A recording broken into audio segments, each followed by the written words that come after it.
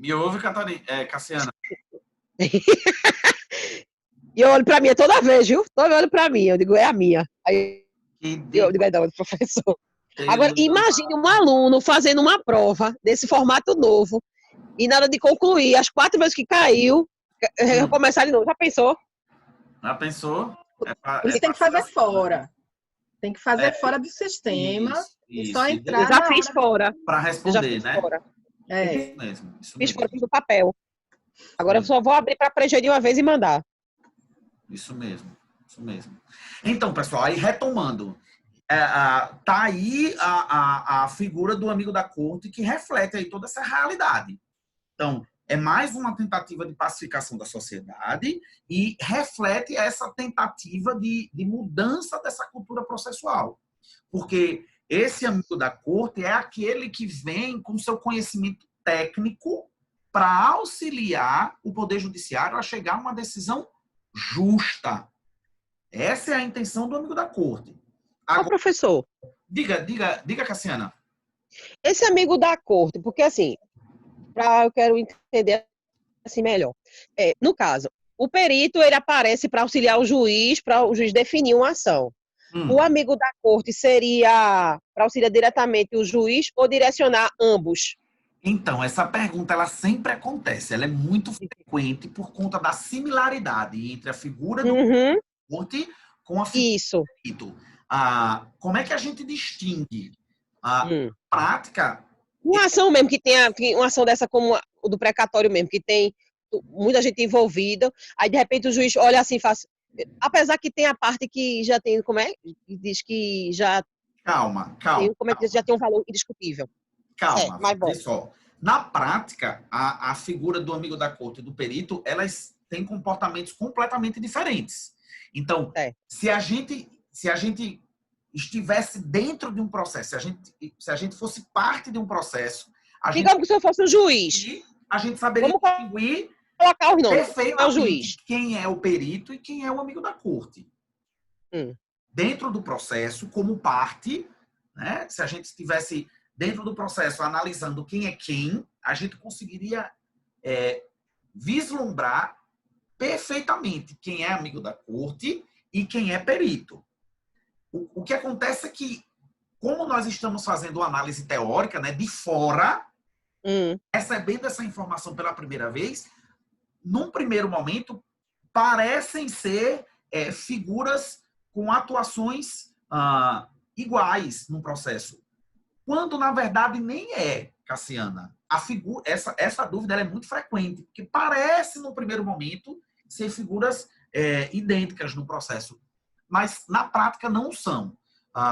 Primeiro, que dentro do processo, o amigo da corte, ele vai ser sempre amigo da corte. A nomenclatura vai ser sempre amigo da corte.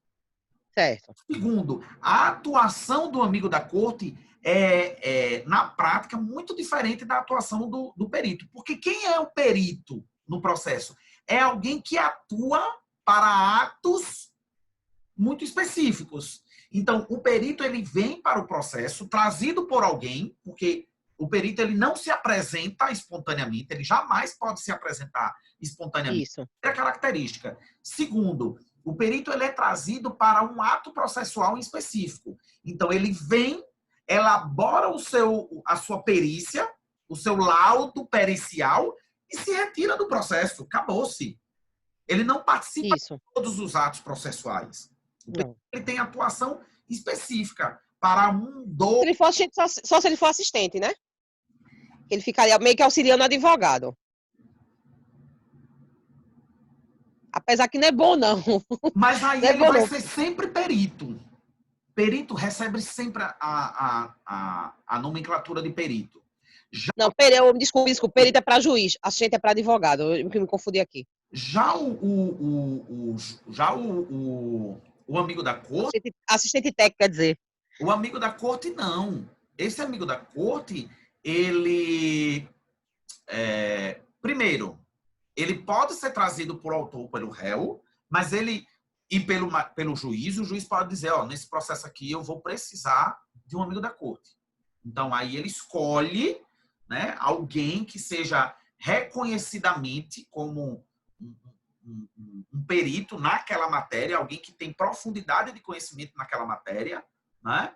Que demonstre com provas científicas de que a pessoa ela está capacitada para atuar naquele processo como um amigo da corte. Segundo, o amigo da corte ele não participa de alguns atos processuais, ele participa de todos os atos processuais.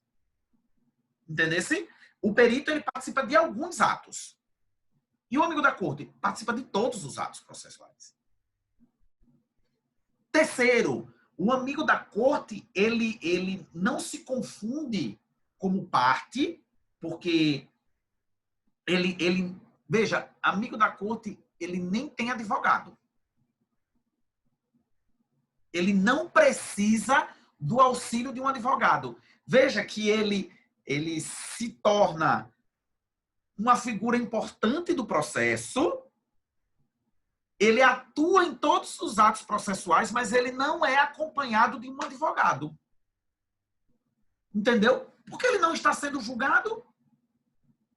Ele é parte com interesse subjetivo no julgamento da ação. Professor, que interesse subjetivo é esse? Porque ele quer que o seu posicionamento científico seja acatado pelo magistrado.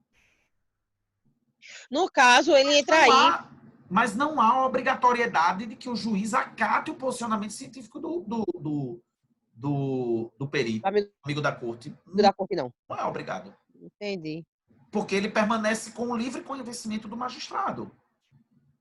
Ele ouve um amigo da corte. Por isso que, como o amigo da corte ele vem só para prestar conhecimentos científicos, ele não precisa do intermédio de um advogado. Ele mesmo pode preparar suas peças interlocutórias, né? Os seus posicionamentos científicos, os seus posicionamentos contra aquela matéria. Agora, isso é por escrito ou isso é verbalmente? Como é esse amigo da corte? Como é o posicionamento dele? Como é que ele é trazido para o processo? Como ele é trazido e como é a atuação? No caso, ele é uma reunião que faz sugestão. Ele é trazido. Quando ele é trazido pelo magistrado, ele vem por intimação, certo? Certo. Intima a ONG. No caso daquele julgamento da ação pela criminalização da homofobia no STF, o STF intimou algumas pessoas para participar, né? Convidou algumas pessoas por meio da intimação para que elas participassem no processo como amigo da corte. Mas houve ONGs que simplesmente manifestaram desejo, atravessaram no processo uma petição, junto com algumas provas, né? Solicitando, pedindo ao magistrado para que elas pudessem participar como amigo da corte.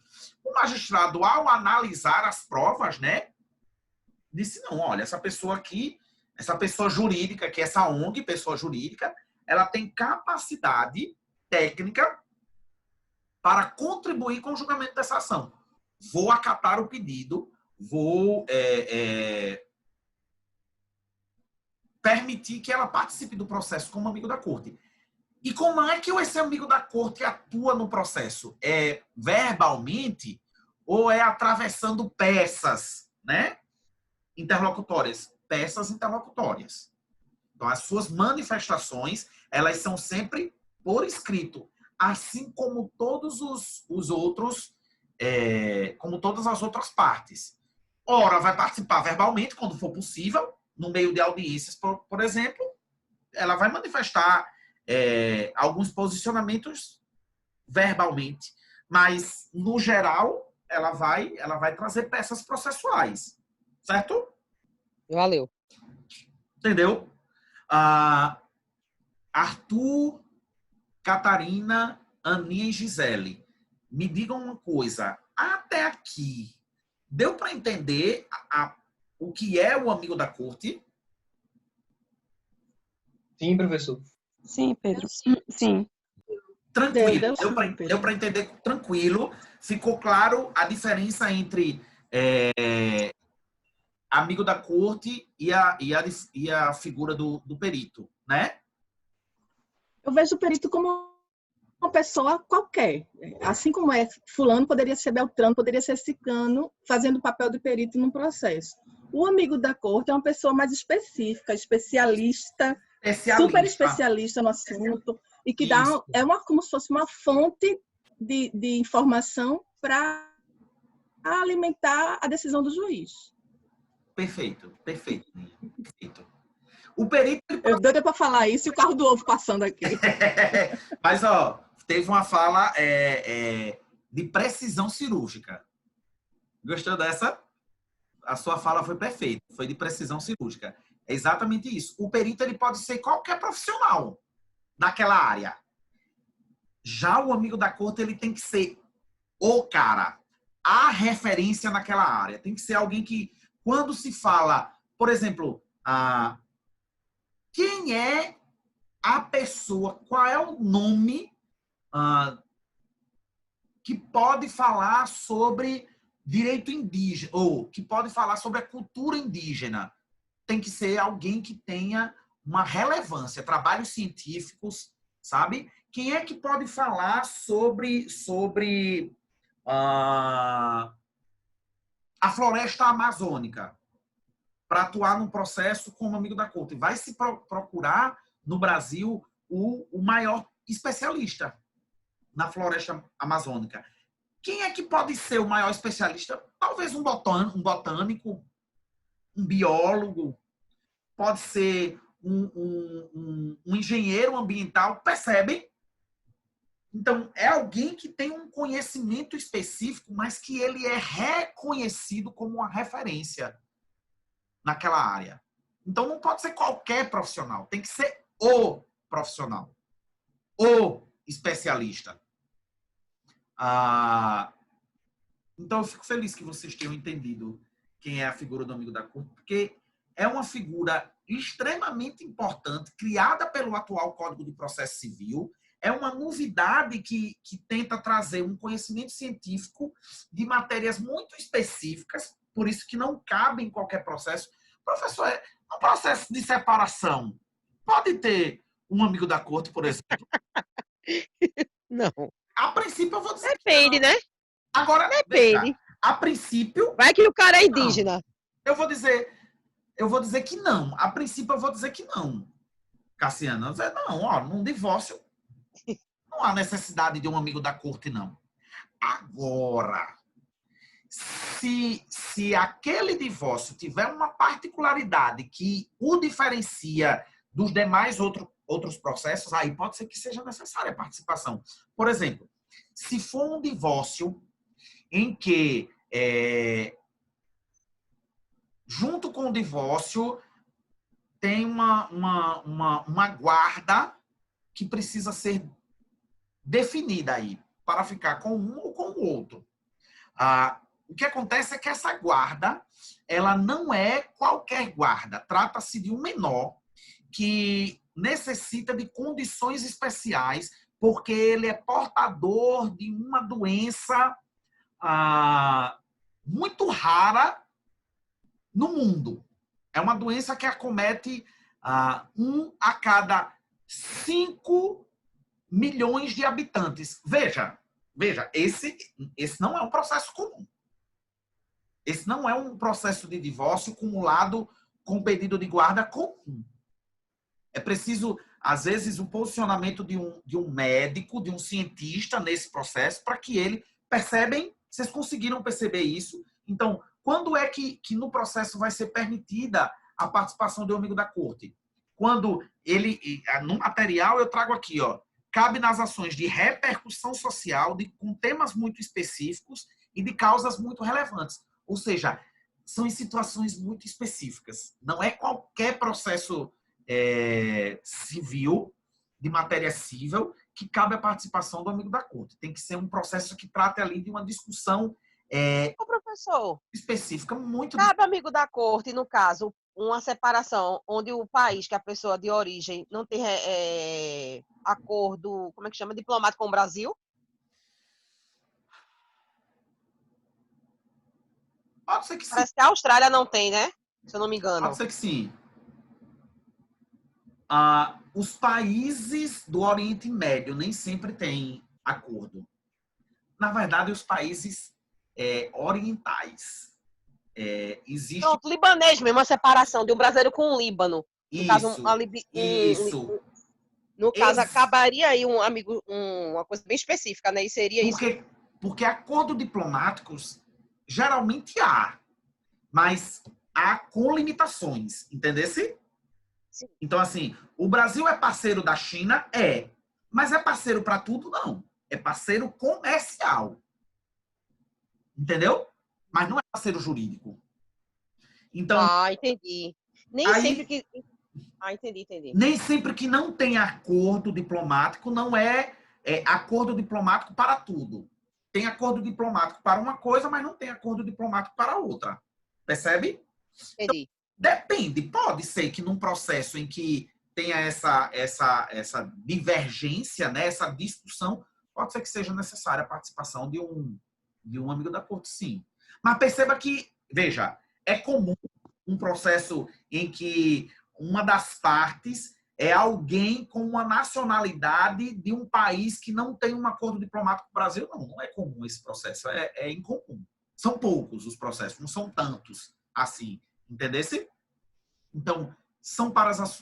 Eu estava assistindo um filme, não lembro, eu sou péssima de nome. Assistindo um filme que teve uma prisão, e aí ela ficou presa bastante tempo no Equador, não. Ai, me esqueci o nome daquele país. Peru, não. América do Sul, esqueci o nome do país. E aí a advogada querendo tudinho falar com a embaixada, eles não tinham acordo diplomático, demorou muito. Aí me veio na cabeça agora esse amigo escuro. Porque, na verdade, assim, o fato de não haver acordo diplomático prévio não significa dizer que ele pode passar a existir. Entendesse? É que hoje esses acordos diplomáticos, eles dependem de muitas outras questões, sabe? Depende de interesses, basicamente dos interesses. Porque o Brasil ele tem acordo diplomático, livre acordo diplomático com os Estados Unidos. Mas, há algum tempo atrás, os Estados Unidos determinou que o Brasil deveria entregar um menor de idade ao seu pai.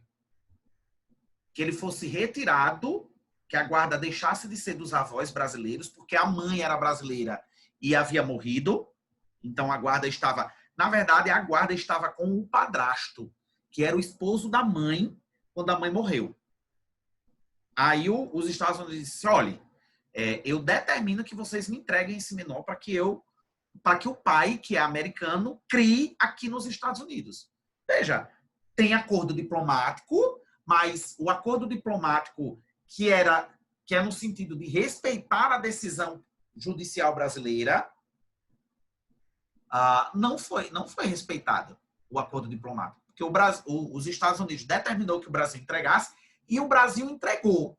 Mas como assim, professor? O Brasil se curvou aos Estados Unidos? Se curvou. Mas por que o Brasil se curvou aos Estados Unidos?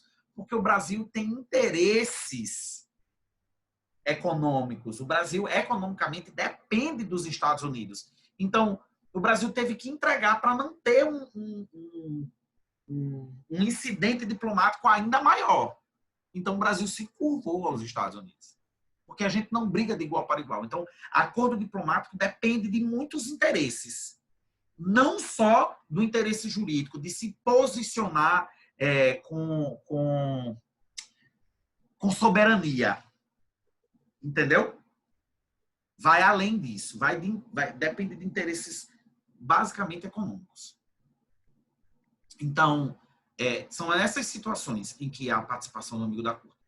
A gente pode ir para as discussões dos pontos do material. Peguem aí o material que eu coloquei no grupo, o material do amigo da corte, para a gente discutir quase cada um desses pontos. Eu já falei de alguns deles, mas aí a gente torna a falar só para criar aquele raciocínio jurídico mesmo, para não deixar nenhum pontinho solto, tá? Pode ser? Podemos começar? Sim, beleza. Meu filhinho. Posso só pedir uma licença para pegar um restinho de café? Pegar um pouquinho de café? Claro. Sim. É o tempinho de vocês também ir pegarem uma água. Quando Quando eu voltar, aí eu aviso no grupo. Coisa de 2 minutos, tá? Rapidinho. Valeu, pessoal.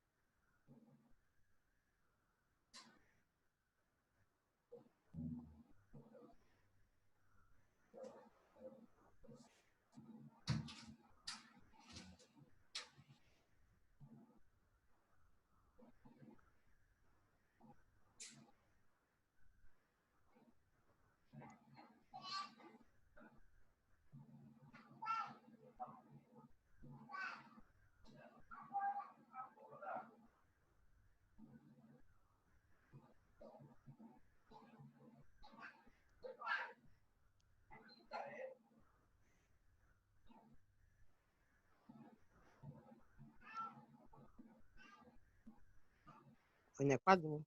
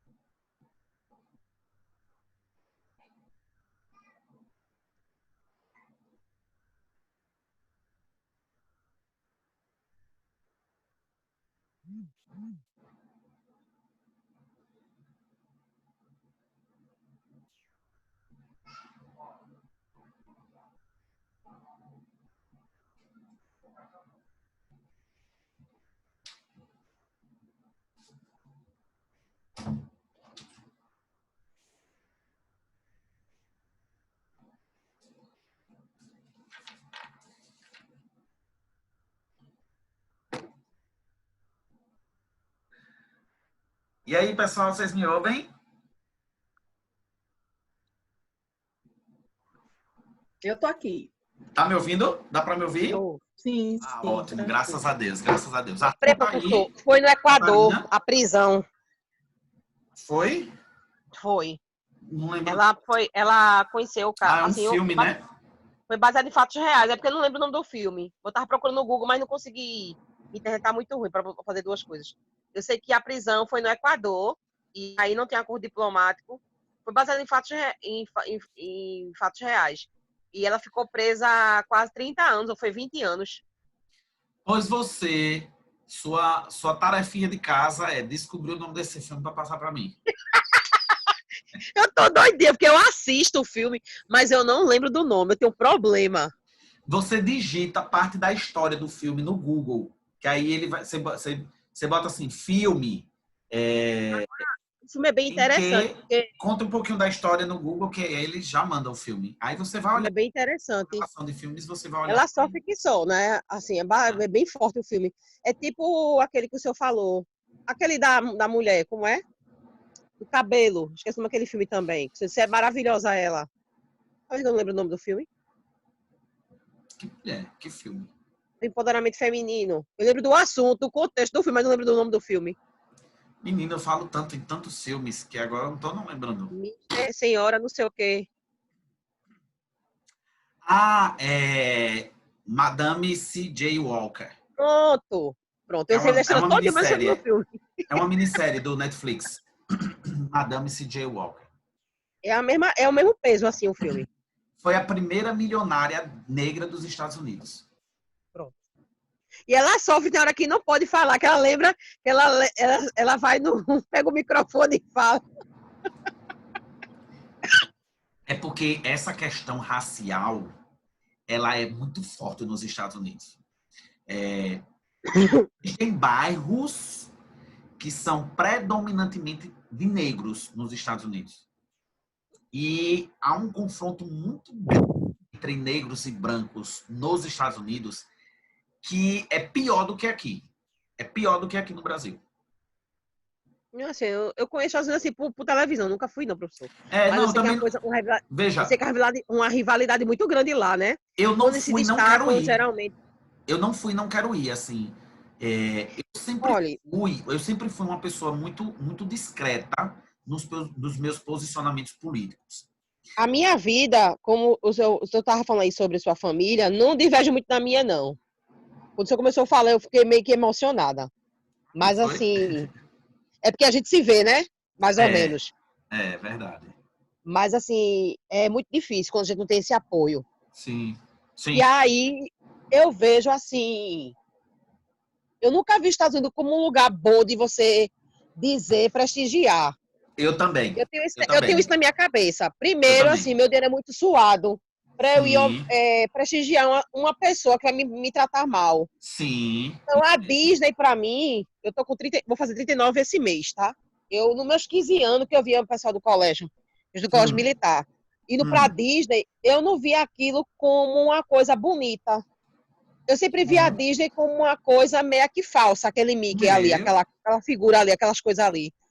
Eu digo mentira. assim, a gente aqui tem um Zé Colmeia. Eu sempre gostei Hum, das coisas da gente aqui, da valoração da gente.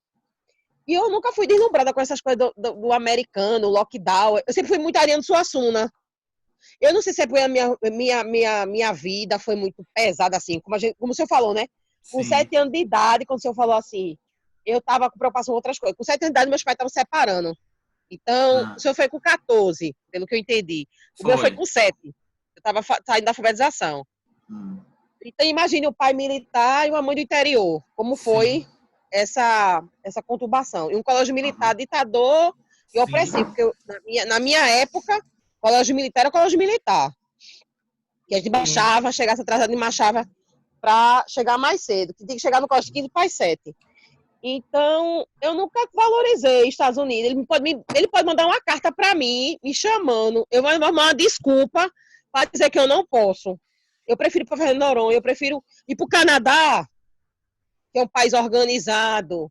Eu prefiro outras coisas, assim, outras culturas. Eu nunca fui essa parte assim, do oba-oba. O povo foi Estados Unidos. Nunca. E quando a pessoa foi para os Estados Unidos, eu já fico, quando a pessoa volta, eu já fico meio que distante.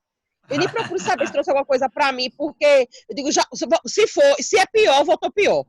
Porque a partir do momento que a pessoa vai para um país desse, eu acho que volta pior. Então, né? Porque ali eu não tenho, Cassiana, vontade nenhuma de ir aos Estados Unidos.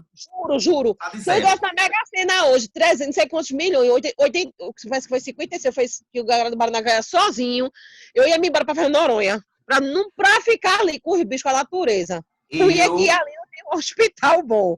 Eu não sei, eu não posso dizer que, por mim, eu nunca piso nos Estados Unidos. Eu tenho... Não, isso aí não, nunca digo que nunca. Mas assim, eu me preservo. Eu tenho verdadeira...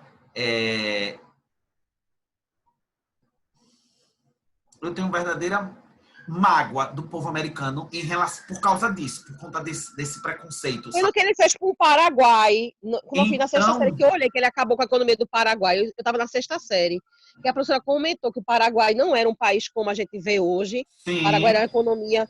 Desde que ele fez com aquele Paraguai, que eu tomei aquilo para mim. Eu tomei aquilo para mim. Porque eu, como sou da América do Sul, e a gente é daqui, eu sou muito assim, meu... Sim. Ele mexeu com o meu vizinho. Então, assim, de lá para cá, né, eu acho que sexta série, eu tava com o quê? Sim. Sei lá quantos anos. E eu vi isso com maldade. E de lá para cá, eu tenho uma mágoa. Nem se eu fosse Paraguai, nem se eu fosse do Paraguai. Sim. Então, eu vi esse país muito assim, sombrio. Por mim, eu não acho um país legal, não. Por mim, eu não piso nunca nos Estados Unidos. Mas, né, por filho, a gente acaba fazendo algumas coisas. Pode ser que a minha filha um dia queira muito ir para a Disney e a gente, quando, de repente, se eu puder, se para ela for muito importante e eu puder fazer isso, que ainda tem isso, né? Se eu puder, talvez eu faça. Não porque eu gostaria de ir, mas porque eu quero vê-la feliz. Mas se tem uma coisa que eu vou prezar na educação da minha filha, é que ela seja informada. Que ela seja informada de que o povo americano é um povo preconceituoso, que eles nos veem como cidadãos de segunda classe.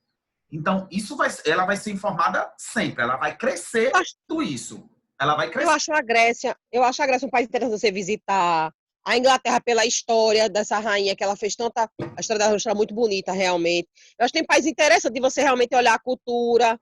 Eu acho que agrega. Mas você olhar assim, melhorar um pouquinho de vida e país daquele, eu acho que você volta de um jeito pior, na minha concepção. Viajar é muito bom. Viajar é muito bom. Mas... Eu nunca saí do Brasil, viu? Mas o Brasil, assim, eu conheço de Rondônia a Mato Grosso. Viajar é muito bom, mas tem isso, né? Você acaba se deparando com coisas que você não gostaria de ver nem de saber. Veja, a gente hoje, principalmente por conta do governo Bolsonaro, a gente é mal visto. Vixe, não. Muito mal visto. Só que hoje a gente é mal visto porque hoje a gente é visto como pessoas ruins, perversas, más. Sabe? Mas a gente sempre foi mal visto porque sempre imaginaram a visão que o estrangeiro tem do Brasil é que o Brasil é um país de mulheres fáceis por conta do carnaval e de pessoas ignorantes. E que os ricos do Brasil, eles consomem tudo dessa cultura aí do norte do planeta, né? Então, Brasileiro, quando vai para os Estados Unidos, compra tudo. Brasileiro, quando vai para a Europa, quer consumir tudo de mais caro. O rico, né? O rico quando vai. Então, a gente nunca foi bem visto. Nunca teve o respeito do estrangeiro, sabe? Se a gente falar do futebol, aí sim a galera gosta do futebol do brasileiro. Mas veja, eles gostam do futebol do brasileiro porque eles se beneficiam com o futebol do brasileiro, entendeu? Porque eles pagam para ter os melhores jogadores do Brasil. Mas a gente nunca foi respeitado. Nem politicamente, nem culturalmente. A verdade é essa. Entendesse? Mas, enfim, vamos continuar a nossa aula, senão a gente não termina. É para que assunto agora? Não, eu vou discutir o material, pontinho por pontinho. Vou falar de cada um dos pontos do material. Tá bom. Que eu coloquei lá no grupo, tá? Aí vem aí, pessoal. Eu coloquei aí, e eu? Eu adoro falar. Eu também. Por isso que eu sou professor. Aí veio, ó. O amigo escuro, ele tanto pode vir para o processo espontaneamente, quanto a pedido de uma das partes, solicitado por uma das partes, e ex officio. Espontaneamente é quando a pessoa física ou jurídica diz, ó, eu quero participar desse processo. Então, por meio de uma peça processual, ele atravessa uma peça processual na ação já existente, demonstrando o interesse de participar como amigo da corte e provando que ele é capaz, que ele está capacitado cientificamente para atuar naquele processo como amigos curi, certo? Então, ele também pode vir trazido por uma das partes, por autor ou pelo réu. Quando isso acontece, quando a solicitação é feita por uma das partes, autoras ou réis, ele vem por meio de uma das partes, mas ele não se compromete com essa parte. Entendeu? Ele não vem... Quando ele é trazido, por exemplo, pelo autor, quando o autor pede para que determinado cientista participe do processo como terceiro interventor, ele não vem para ajudar a quem o trouxe. Ele não vem para ajudar o autor, por exemplo.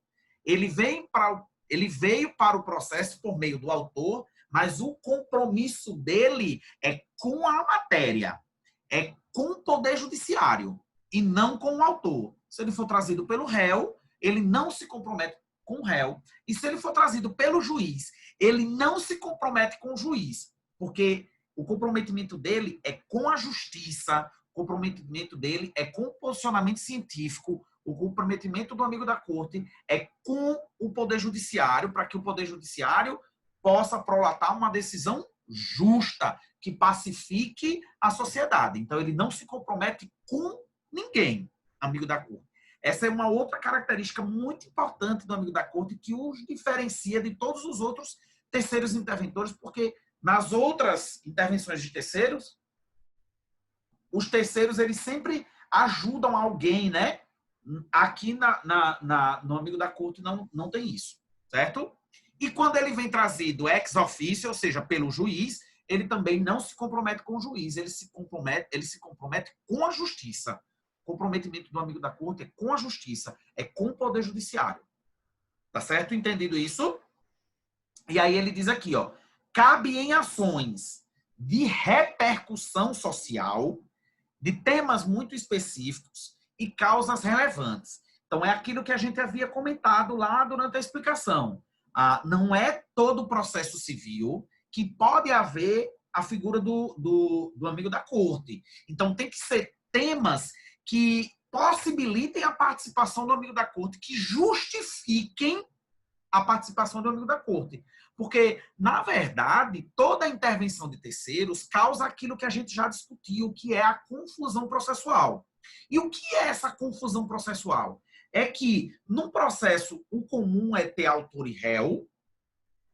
De forma excepcional, nos processos em que tem a intervenção de terceiros, você acaba tendo uma peça ou defesas a mais a serem analisadas.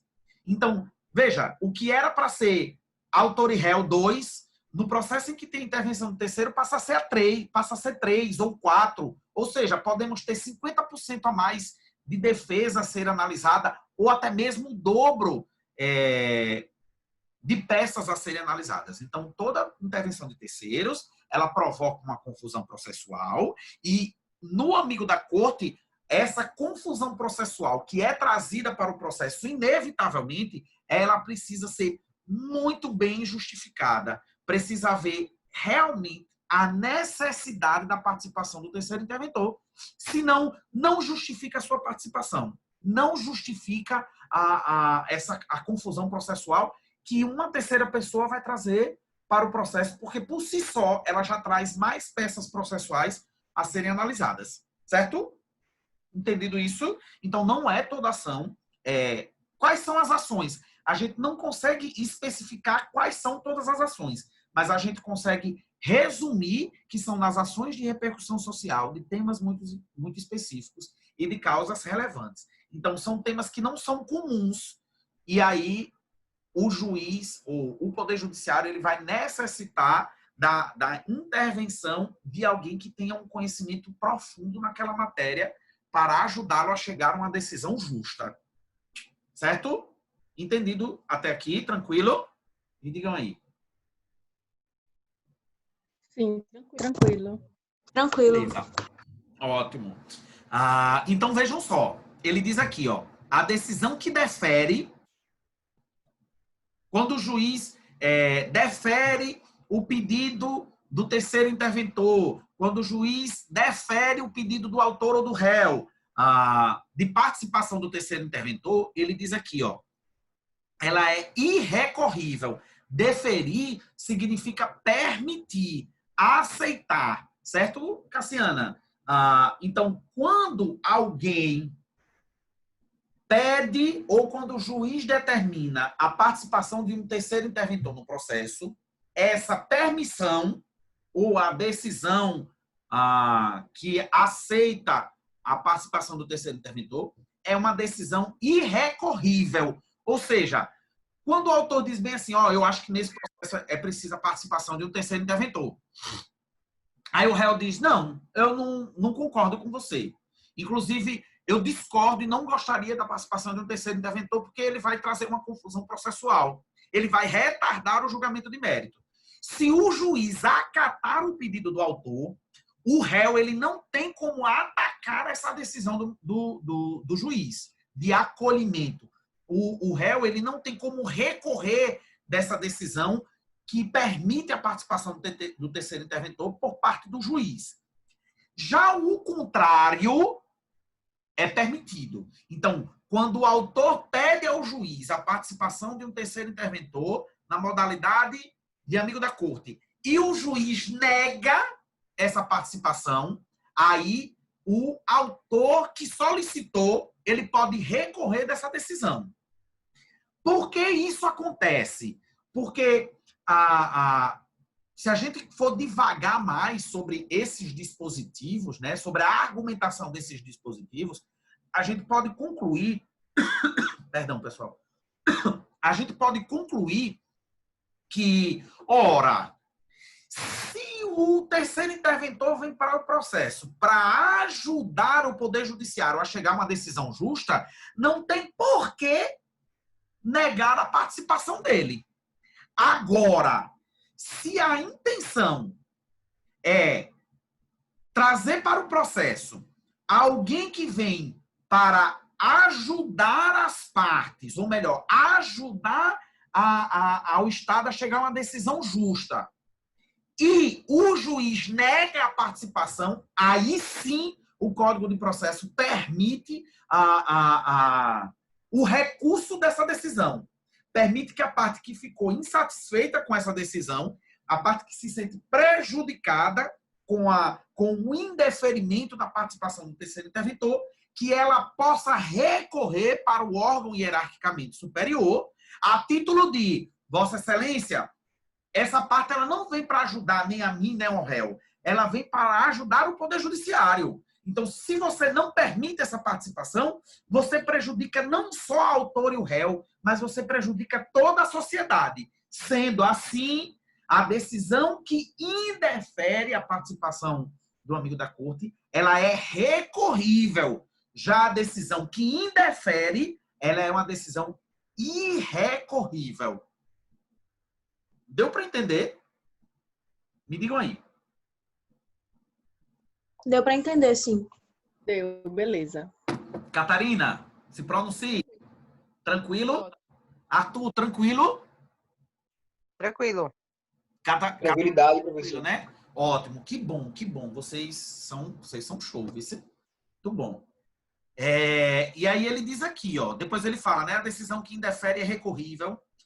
Depois ele fala, da intimação terá prazo, o amigo da corte, de 15 dias para manifestar-se nos autos. Porque o que acontece é o seguinte, seja qual for a situação, seja o amigo da corte que teve a participação solicitada pelo autor, ou o amigo da corte que teve a participação solicitada pelo réu, ou mesmo o terceiro interventor que de livre e espontânea vontade manifestou o desejo de participar do processo. Quando eles o fazem, eles pedem ao juiz, né? Vossa Excelência, por tais motivos, se faz necessária a participação do amigo da corte no julgamento desta ação. O juiz ele vai decidir se permite a participação ou se indefere o pedido de participação. Se o juiz permitir a participação do amigo da corte, ele vai precisar intimar o amigo da corte de que ele vai poder se pronunciar nos autos. Desta intimação que o juiz envia para o amigo da corte, o amigo da corte tem prazo de 15 dias para se manifestar nos autos. Seja para dizer, beleza, que bom que eu vou poder participar. As minhas contribuições serão contribuições preciosas. Ou mesmo para aquele amigo da corte dizer, eu não gostaria não de participar desse processo. Vocês me convocaram aqui, mas eu não estou disponível nesse momento. Eu não estou preparado para participar desse processo. Vocês se enganaram, eu não tenho capacidade intelectual para participar, eu não tenho conhecimento profundo desta matéria. Então, o amigo da corte ele pode se recusar a participar do processo, desde que justificadamente. E que o juiz acate a sua justificativa.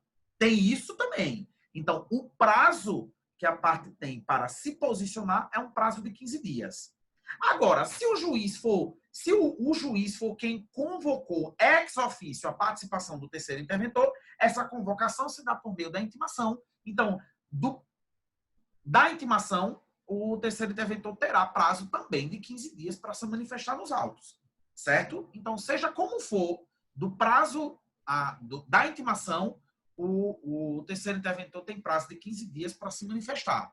Seja para acatar a decisão, seja para se manifestar quanto a algum ato processual, seja para pedir o seu desligamento do processo, né? Pedir para que ele não seja parte como terceiro interventor.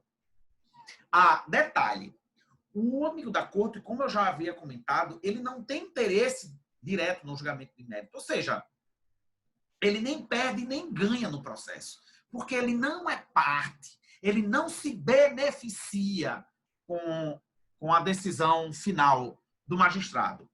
O interesse dele é indireto. Por que indireto? Porque ele presta o seu conhecimento científico. Então, indiretamente... Ele ganha dinheiro não, né? Não, de jeito nenhum. Indiretamente, se o magistrado acatar os seus posicionamentos científicos, é claro que ele vai ter ali o orgulho de ter contribuído. Então, o seu interesse é apenas uma questão muito pessoal, é muito intelectual. Ele não tem interesse, ele não vai ganhar dinheiro se o posicionamento dele for acatado. Ele não vai ganhar... como é que eu posso dizer? Ele não tem ganho econômico nenhum. Ele não tem ganho patrimonial nenhum, sabe? No máximo que ele vai ganhar é uma evidência por ter participado daquele processo. Alguma evidência televisionada, jornalística, né? Mas palpável ele não ganha, porque ele não é parte no processo. Quem é parte no processo são autores e réus. Então, ele não necessita de advogado para participar, porque ele não tem defesa a ser preparada. Ele tem posicionamentos científicos a serem apresentados, mas ele não se defende de acusações e nem faz acusações a ninguém, porque como ele não é parte, ele não pode acusar. Ele pode, no máximo, apresentar posicionamentos científicos, certo? Por isso que ele não precisa de advogado. Outra coisa, ele... Alguém... Ah, não. É o carro do ovo, né, Cassiana? Olha! Tô ouvindo, R$12. Tá bom, tá barato. Se for a bandeja com 30 ovos, tá barato. E aí ele diz assim, o que é que ele diz aqui? Ó, não desloca a competência. Vocês viram lá em TGP que existem algumas pessoas que, por conta do cargo que elas ocupam, ou por conta da matéria que está sendo processada, né, quando diz respeito à sua profissão, por exemplo, elas têm o poder de deslocar a competência.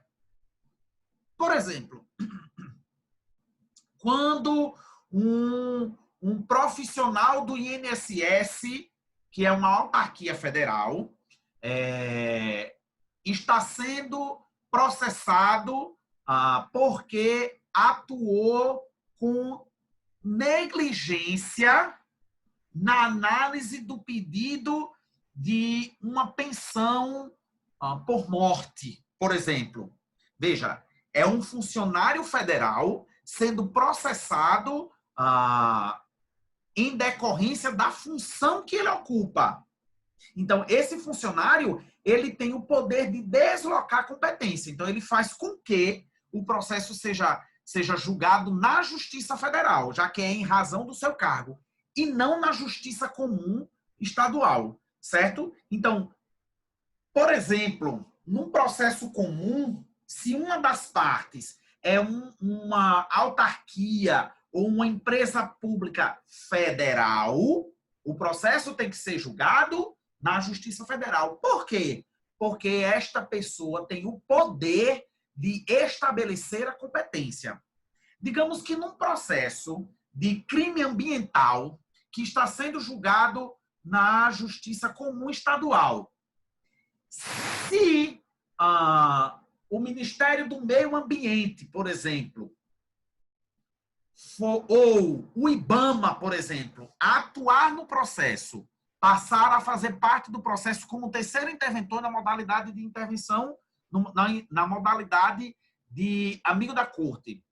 Se esse processo estiver na Justiça Estadual, a participação do IBAMA, que é uma autarquia federal, em tese, faria com que o processo saísse da Justiça Estadual e fosse para a Justiça Federal.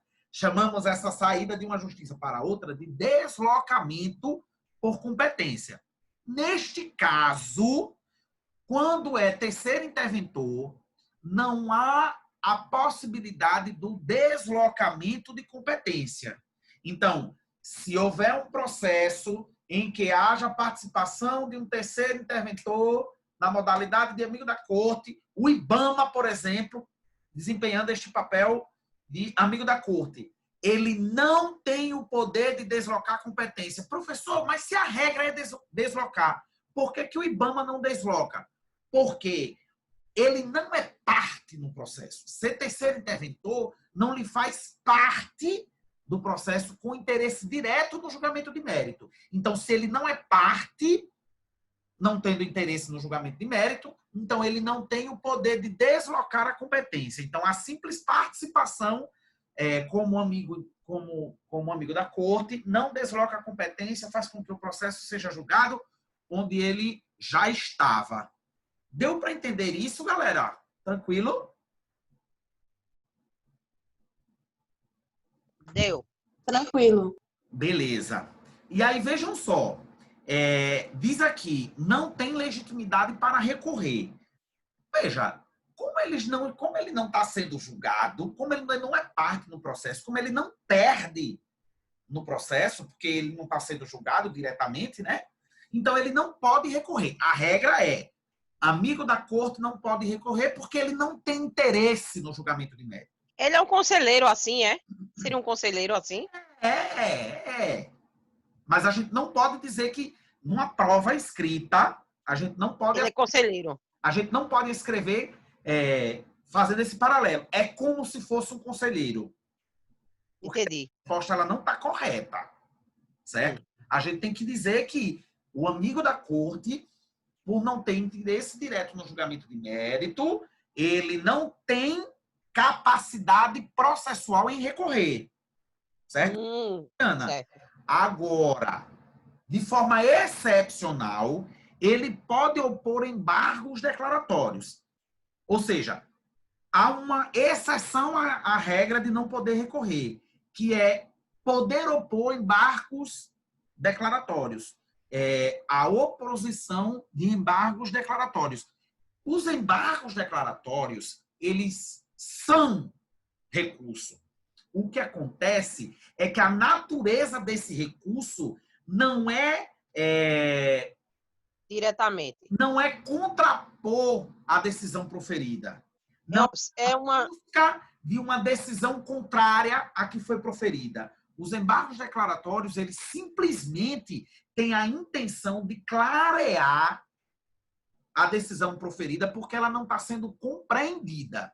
Então, o processo diz respeito à liberação ou não da extração de minérios numa determinada região. E aí o IBAMA vem para este processo como amigo da corte, né, na tentativa de demonstrar para o Estado que essa extração ela confere aí um dano à natureza. E aí ele participa do processo nesse sentido, demonstrar que aquele dano à natureza pode ser irreparável, que vai interferir na fauna e na flora daquela região. Aí o juiz profere uma decisão dizendo que a permanência de gado naquelas terras causa um descontrole natural. Percebeu? Que é uma decisão que não tinha nada a ver com o processo, ou seja, uma decisão errada, uma decisão equivocada. Então, o amigo da corte, ele pode opor embargos declaratórios para dizer, Vossa Excelência, essa decisão aqui não tem nada a ver com o processo. Você pode esclarecer, corrigir essa decisão para que ela seja compreendida. Então, neste caso, como não é um recurso para combater a decisão proferida, mas sim para explicar, esclarecer, claro. O juiz julgando, acho que não gosta muito desse negócio desse amigo da corte, não. Não, ele não gosta. Ele não gosta. Ele não gosta, não. Não, é porque na prática você está dizendo que o juiz errou na sua própria... Ou ele não tem competência de... Ele não tem... Tem que ser uma pessoa muito zen, altamente... Tem que ser uma pessoa altamente espiritualizada. Mas aí, veja... É muito melindroso isso. De forma excepcional, o amigo da por embargo declaratório, sim. Ele não pode recorrer para modificar a decisão, mas ele pode recorrer para clarear a decisão, para corrigir a decisão que não está sendo compreendida. Certo? E aí, ele também... Rapidinho, no caso, esse esclarecimento que é feito, é porque eu não sei como eu posso perguntar. Pergunte, que aí eu depois da decisão, é? É depois da decisão. Depois da decisão. Mas o juiz decidiu, digamos, deu a sentença. Aí ele vai e dá uma segunda sentença assim? Ele profere uma sentença e aí as partes não entendem. Na frente do juiz ali no contexto de todo mundo? Geralmente, geralmente não. Os embargos declaratórios, eles são opostos. O verbo que rege este recurso é o verbo opor. Então, os embargos de declaração, eles são opostos de forma escrita, reduzida a termo. Então, porque o juiz ele profere uma decisão, geralmente ele não profere essa decisão em audiência, né? Porque se for em audiência, aí o recurso vai ser outro, certo? É. Então, os embargos, eles são escritos. São opostos de forma escrita, reduzida a termo. Aí, veja, não pode recorrer, mas pode interpor recurso contra acórdão que julga casos repetitivos. Veja só, esse recurso de acórdãos que julga casos repetitivos é um recurso também novo, criado pelo atual Código de Processo Civil. É na segunda instância, esse é a segunda instância, né? Segunda instância, exatamente. Exatamente, segunda instância. Os embargos é na instância em que foi proferida a decisão, ou seja, os embargos, eles são um recurso opostos na mesma instância em que a decisão foi proferida. Recurso contra acórdão que julga casos repetitivos são para a instância superior, na segunda instância. O que acontece é que, por que é que o amigo da corte pode opor esse tipo de recurso de forma excepcional? Porque os processos em que há participação do amigo da corte, deste terceiro interventor, são processos que tratam de matérias excepcionais, de matérias diferentes. Então, ele seria mais... São processos que não podem ser tratados como todos os outros processos. Não podem ser tratados como processos comuns, como a regra adotada em outros processos. Então, ele não pode se igualar a casos repetitivos. Ele tem que ser julgado de forma diferente. Ele não pode ser julgado como outros processos. Não cabe jurisprudência aí, não. Cabe jurisprudência se for jurisprudência que trata aquele processo, ou a matéria daquele processo, como situação excepcional. Entendi. Mas não cabe decisões que foram prolatadas em outros processos para serem replicadas nesse processo, certo? Então, por isso, ele pode opor, ele pode apresentar recursos contra acórdãos que julga casos repetitivos, porque ele está se posicionando no sentido de pedir para o Poder Judiciário julgar aquele processo de forma diferente, e não como a grande maioria dos outros processos. Certo? Ele só cabe até segunda instância, professor? Amigo da corte? Não, de jeito nenhum. Ele pode chegar até o STF. A minha pergunta era essa. Lembra do processo que eu falei? Foi, você falou agora sobre o LGBT. Da ação que tentava criminalizar a homofobia. Então ele anda paralelo com o juiz, né? É como se fosse um papagaio do juiz, né? Assim, não um papagaio assim, né? Um mediador do juiz, né? Veja, ele anda ao lado do Poder Judiciário. Certo? Nem sempre do juiz, entendi. Não do juiz, mas do Poder Judiciário. Ele é do lado da lei, na verdade, né? Também. Ele é do lado da ciência. Justiceiro. Eu quero arrumar com esse menino aí. Ele é do lado da ciência. Tá. É o quê? Ele é um justiceiro, é um Robin Hood. Né? É o Robin Hood. Não, ele é do lado da ciência. Ele é do lado da ciência. Robin não, que Robin de rouba. A ciência, naquele momento, ajuda a quem? Resta saber quem ajuda a quem estiver se posicionando do lado da ciência, certo? Certo. Porque o que é que respalda uma decisão? São dados comprovadamente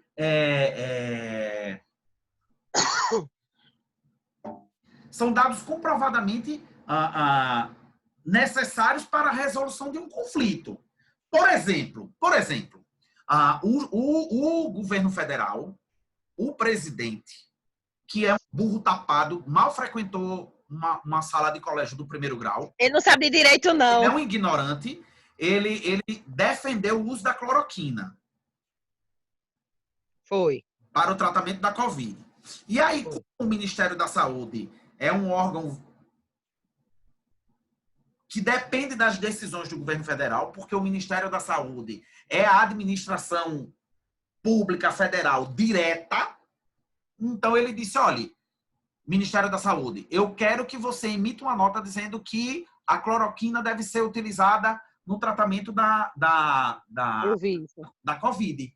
Só que a OMS, que é a Organização Mundial da Saúde, que é uma organização que não depende de decisões políticas, é uma decisão que trabalha com dados científicos, com pesquisa, então, com pesquisas que comprovam ou não a capacidade de um medicamento tratar ou não uma determinada doença. A OMS disse, olha, não adianta usar cloroquina porque ela não resolve o problema.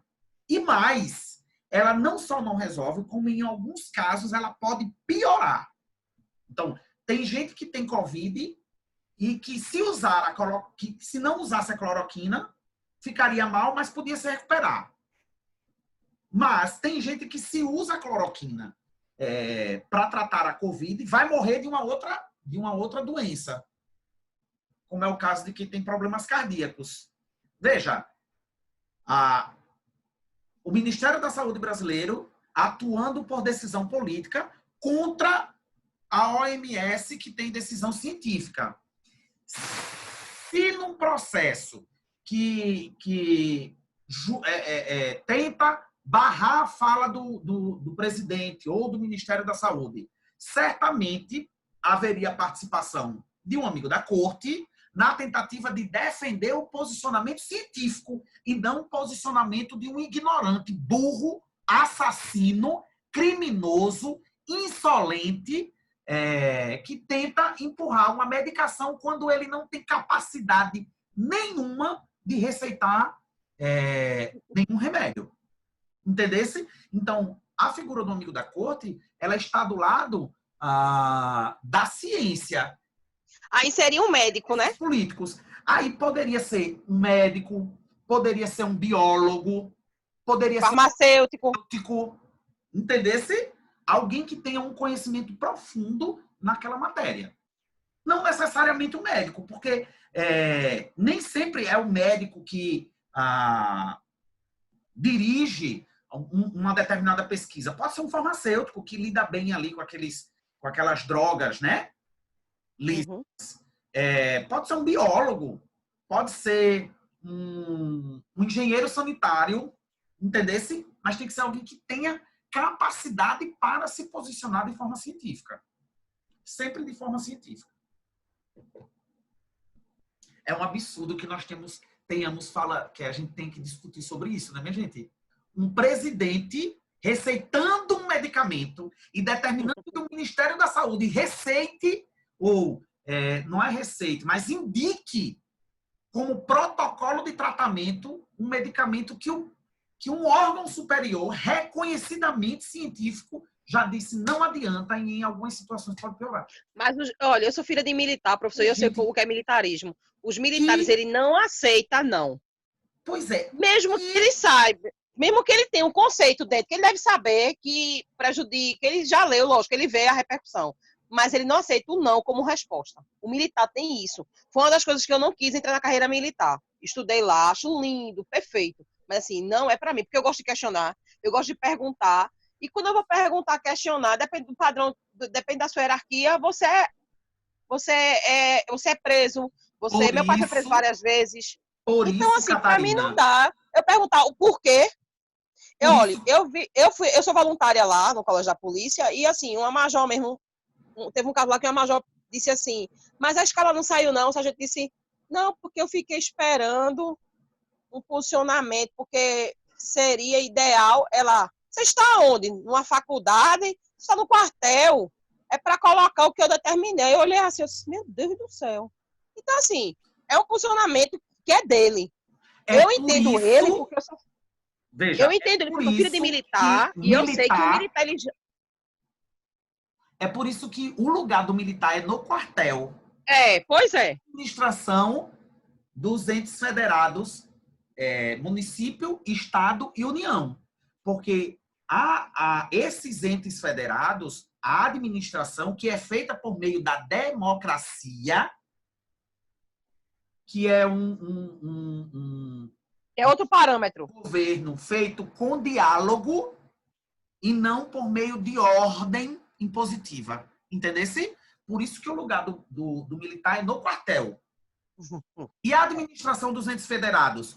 Feitas por civis, que vão discutir posicionamentos de forma democrática. Quando começou a eleição, que eu apoiei ele... Ela exige a participação de opositores, de posicionamentos diversos. Quando eu votei nele, e estava fazendo a campanha o ano atrasado, eu disse, vocês não sabem o que é militares, não.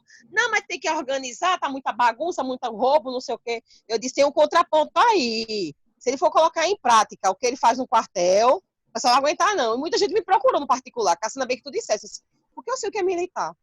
Ele não aceita isso na casa, no local de trabalho, em lugar nenhum. Quando eu deparo, é militar, um coronel, um general, um 4 estrelas, enfim, brigadeiro, qualquer... Eles não aceitam, e se tiver alguém, e ele como chegou? Porque ele na verdade, acho que ele é frustrado, porque ele não chegou a ser general 4 estrelas. E para ser general 4 estrelas, você não pode ser separado, tem que ter uma vida de namorar, noivar, casar, limpa, sem nenhum problema de registro, nenhuma confusão, nada.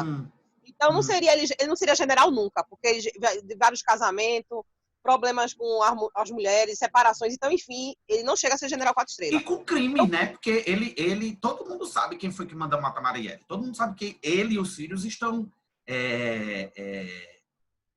envolvidos no mando, né, na determinação do assassinato de uma vereadora. Então, o que é que acontece? E as ligações com as milícias, né? Então, o que é que acontece? Ele chega desse... Tá falando sobre o quê mesmo? Ele não aceita, né? Que o militar, ele não aceita o não. Ele não aceita o não. Então, assim, eu já sabia essa realidade. Mas as pessoas acham que o militarismo é aquela roupa fardadinha, bonitinho, aquela família perfeita. Eu digo, não é isso, não. Não é não. Vão ter problema, porque eu conheço o que é um militar. Sim. Não, Cassina, mas ele vai se adaptar. Ele não vai se adaptar. O militar, ele vai impor.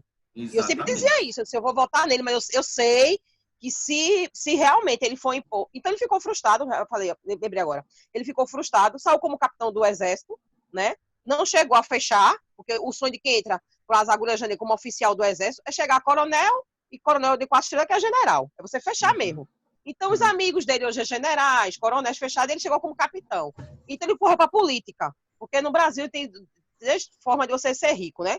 De família... Tatiana, deixa eu sugerir uma coisa, Pedro. Finaliza o assunto, porque eu estou precisando ir embora. Sim. Vai. Vamos finalizar. Aí depois fica conversando. Bora, beleza, Aninha. Valeu, Zá. Obrigada. Vai. Eu que agradeço. Ó, só falta um ponto, né? Ele diz assim, e propor ação rescisória quando não foi intimado para participar de processos em que sua participação era obrigatória. Esse ponto aí, ele é muito amplo, né? Quando ele diz assim, porque ele pode opor a ação rescisória. Qual é a função da ação rescisória? É rescindir, desfazer, no todo ou em partes, uma decisão que já transitou em julgado. Aí se opõe à ação rescisória para poder rediscutir algo que não poderia ser rediscutido. O que acontece é que o terceiro interventor ele pode opor a ação rescisória para desfazer no todo a decisão toda ou partes dela, quando a decisão já transitou em julgado, em processos que a sua atuação era fundamental. Quando esse termozinho obrigatório é leia-se fundamental. Porque a lei não diz, em ações indígenas, em ações do meio ambiente, em ações de saúde, em que se discute a saúde pública, em ações de guarda de menor. Veja, a lei não especifica quais são as ações que o terceiro interventor, amigo da corte, pode atuar. A lei é ampla, ela diz assim, em casos relevantes, né? Em casos de repercussão social. Veja, é amplo. O que é um caso de repercussão social? Né? É relativo, é subjetivo. Então, leia-se esse obrigatória como participação fundamental, necessária, certo? Aí sim, a parte que se sentir prejudicada ou a parte que entender que a participação era importante, viria a contribuir muito com a decisão que foi prolatada e que possivelmente poderia modificá-la, aí sim ela pode opor a ação rescisória para rescindir, desfazer a decisão que transitou em julgado. Seja para desfazer a decisão em sua totalidade, ou seja, para desfazer partes da decisão que transitou em julgado.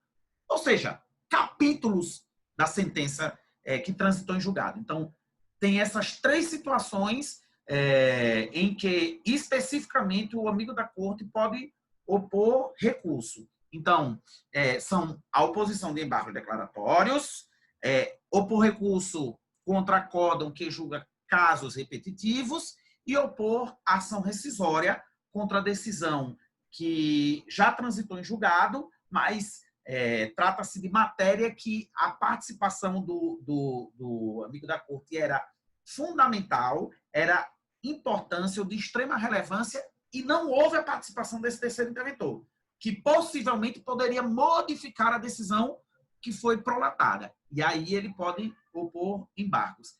Aninha, deu para entender esse último ponto? Deu, tranquilo. Deu, tranquilo, ficou Eu só não claro. sabia o que era ação rescisória. Aí, por isso que eu li o tópico e não entendi, mas aí beleza. A ação rescisória, Aninha, sabe por que você não sabia? Vou matar a charada agora. Porque você trabalha no primeiro grau, né? Isso, primeiro grau. A ação rescisória, ela hoje, ela é oposta direto no segundo grau. Tá entre aquelas ações que, de forma excepcional, são propostas direto no segundo grau. Beleza. E aí, por isso que tu nunca visse. Nunca vi. Rescisória. Veja, qual é E ela também não é uma ação tão comum assim. Claro que quem trabalha no segundo grau recebe muita ação rescisória porque o cabimento dela é diretamente lá. Mas ela não é uma ação tão comum porque a regra é que uma decisão que transitou em julgada não seja mais motivo de discussão, certo? Então, ela é uma ação excepcional. E para opor ação rescisória, existem alguns requisitos como esses a serem preenchidos. Porque o certo, o comum, o lógico, o ideal é que não se discuta algo que já transitou em julgado. Certo? Catarina, me diga aí, tudo bem? Tranquilo? Tudo bem, professor. Tudo bem. Gisele e Arthur, tudo bem? Tranquilo, professor, tudo bem. Tudo bem, professor. Vocês são show, minha gente. Cassiana, deu para entender? Tranquilinho. Tranquilinho. Pronto. Então, eu me dou por satisfeito. Se vocês tiverem algo para fazer, alguma discussão, a gente pode continuar. Se não, a gente encerra a aula aqui. E para a semana a gente se encontra no nosso último encontro de aula, certo? Depois sua prova. Esse último encontro vai ser para tirar dúvida ou vai ser aula? Vai ser aula. Vai ser a distribuição e valor, regras de distribuição e atribuição do valor da causa. Certo. Ok. Certo? Tranquilo? Beleza. Tá bom. Vou fazer Beijo, minha almoço. gente. Vamos. Beijo. Beijo, minha gente. Fique com Deus. Beijo para a Aurora aí. Beijo.